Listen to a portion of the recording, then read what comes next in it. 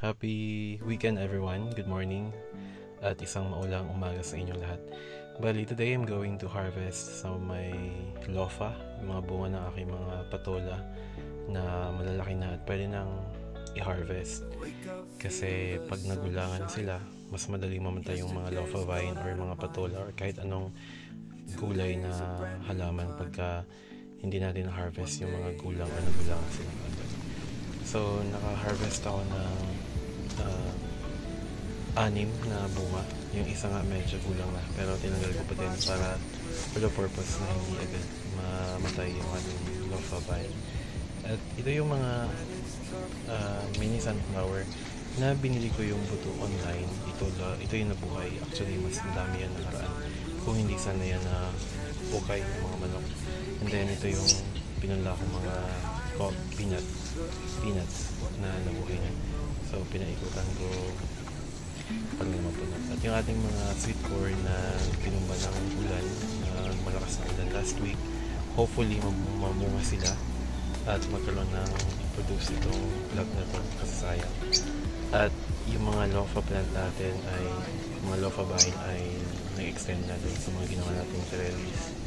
And then short update sa ating jujube plant na tinanim natin months ago.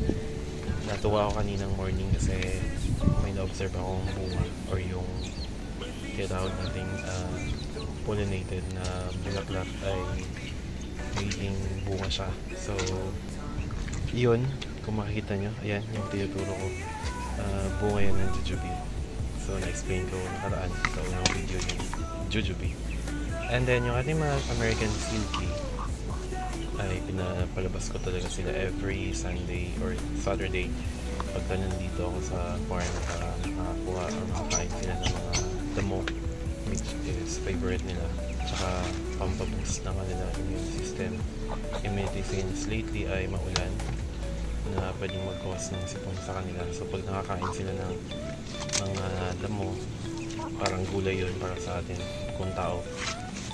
At the same time, pag nakakalabas sila sa ganyan madamo or aliwalas sa paligid, masaya yung ating mga alaga. Pagka masaya yung ating mga alaga, nakakataas din yun ng immunity nila para hindi sila kapitan ng sakit.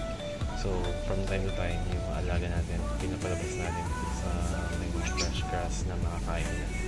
And mga forage nila, yung mga grasshopper na tumatalon, paborito nila yan. So, rich in protein, nakaka-control yan ng mga sipon or sakit na pwedeng kumapit sa ating alaga.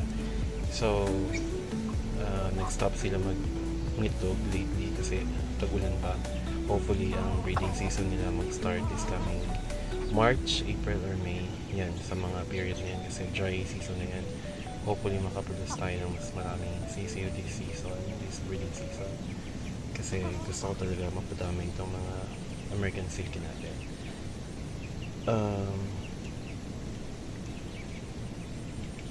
Sa ngayon, meron akong 4 hens na yung isa ay galing kay sir na pinapabreed niya dyan.